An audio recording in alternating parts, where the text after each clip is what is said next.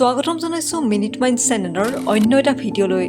আজি আমি কথা পাতিম অসম তথা ভাৰতবৰ্ষৰ গৌৰৱ উমা চেত্ৰীৰ বিষয়ে। মহিলা বিশ্বকাপ ফাইনেলত চেম্পিয়ন ৱমেন ইন ব্লু ভাৰতীয় মহিলা ক্ৰিকেট দলটোৰ অন্যতম সদস্য আছিল অসম কন্যা উমা চেত্ৰী। 2002 চনৰ 27 জুলাই তাৰিখে গোলাঘাট জিলাৰ বোকাখাটৰ কান্ধলিমাৰী গাঁৱত উমা চেত্ৰীৰ জন্ম হৈছিল। সৰুৰে পৰাই ক্ৰিকেটৰ প্ৰতি তাইৰ আছিল অনন্য হাবিয়াস। ঘৰৰ পৰা 7 কিলোমিটাৰ দূৰলৈ খোজকাঢ়ি অহা যোৱা কৰি উমাই প্ৰতিদিনে খেলপথাৰলৈ নিয়মিত অনুশীলনৰ বাবে গৈছিল।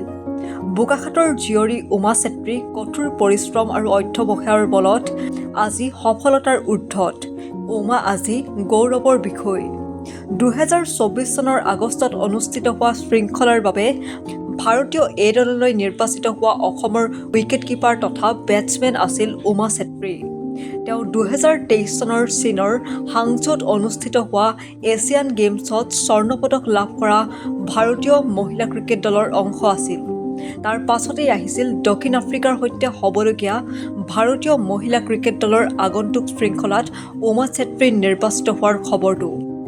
বাংলাদেশ শ্ৰীলংকাৰ বিৰুদ্ধে প্ৰতিদ্বন্দ্বিতা আগবঢ়োৱা উমা চেত্ৰীৰ দলটোৱে 2025 চনত ভাৰতে দক্ষিণ আফ্ৰিকাক পৰাস্ত কৰি বিশ্বকাপত বিজয়ৰ খিতাপ দখল কৰে আৰু এক নতুন ইতিহাসৰ সৃষ্টি কৰে। উমা চেত্ৰী অকল অসমৰেই নহয়, ভাৰতবৰ্ষৰ গৌৰৱ। ভিডিঅ'টো ভাল লাগিলে লাইক, শ্বেয়াৰ এণ্ড ছাবস্ক্ৰাইব কৰিবলৈ নাপাহৰিব।